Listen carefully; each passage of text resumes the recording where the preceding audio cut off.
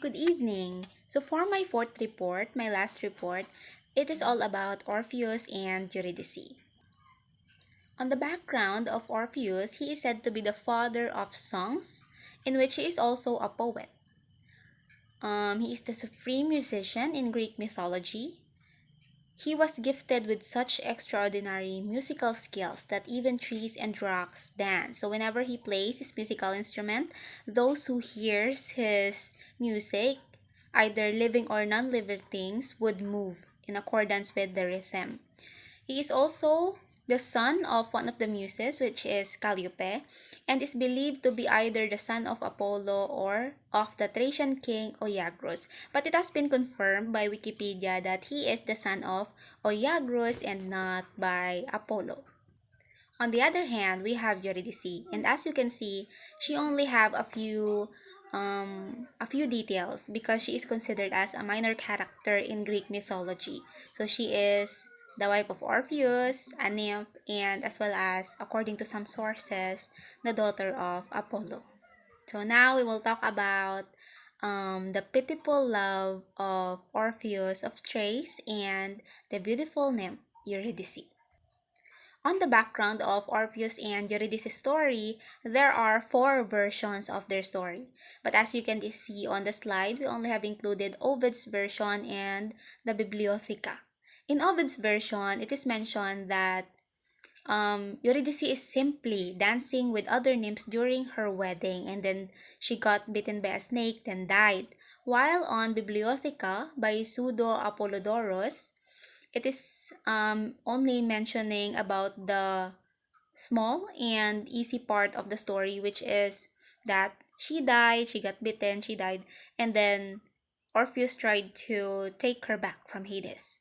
While the two other versions, which is not included in the slide and in my PowerPoint presentation, are Plato's interpretation, in which he or Plato emphasized that in the story, Orpheus is simply a coward, in which he wants to try to retrieve Eurydice from the underworld without dying.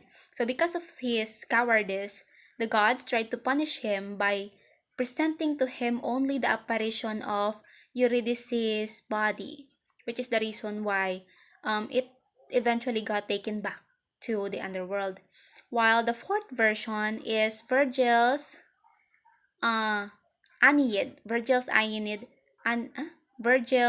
Aeneid, rather, which talks about um, the story that we will be discussing. That is actually the version that I have used in this presentation, in which the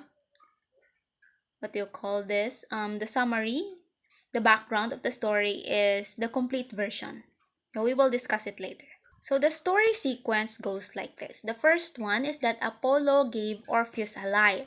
So Apollo is actually the one who taught Orpheus how to play the lyre. And then Orpheus fell in love with Eurydice, a very beautiful nymph. And then they got married for a short time. And then this man here, Hymen, he is a god of marriage and weddings. It is said that Hymen, when you try to invite him to your wedding and he came, it means that your wedding will be happy. While on the other hand, if he didn't come, it means that your wedding will be doomed. So now, Hymen was called to Orpheus and Eurydice's wedding. But upon their wedding, Hymen predicted that their wedding would not last. Eurydice was wandering in the forest. So in Virgil's version, it is mentioned that Eurydice was wandering in the forest during her wedding day with other nymphs. And then a man named Aristeos, which is the keeper of flying insects, saw Eurydice. And because Eurydice is very beautiful, Aristeos instantly fell in love with her. So he tried to pursue her, and Eurydice tried to run away from Aristeos, which is the reason why she accidentally stepped on the snake and then died. And on her death, Orpheus sang his grief, in which living and non-living things were moving or had been moving, that humans and as well as even gods and goddesses had known his grief.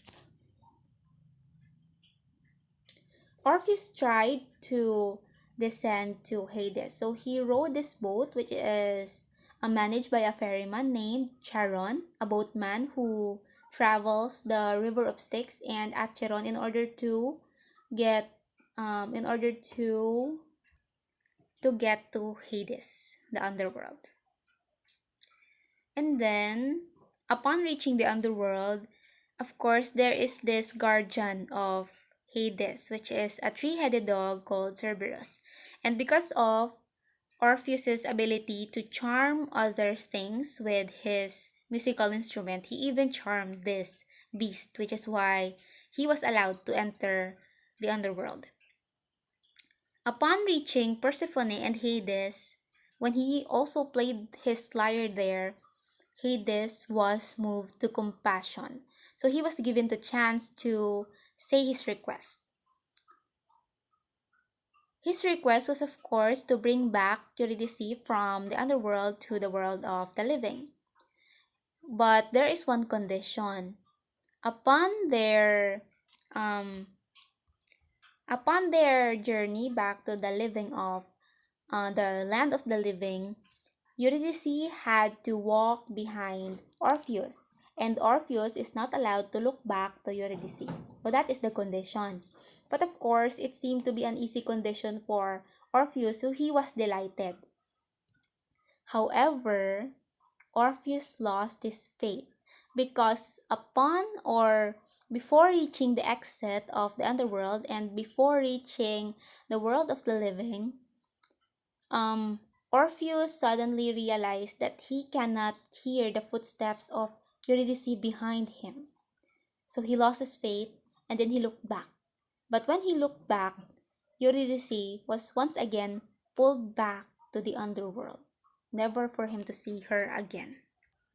And because Orpheus was still living during that time, he tried to go back to the underworld to retrieve again Eurydice, but was unable to because a person cannot enter the underworld twice while he is alive. So that sums up all of the pitiful love story of Orpheus and Eurydice.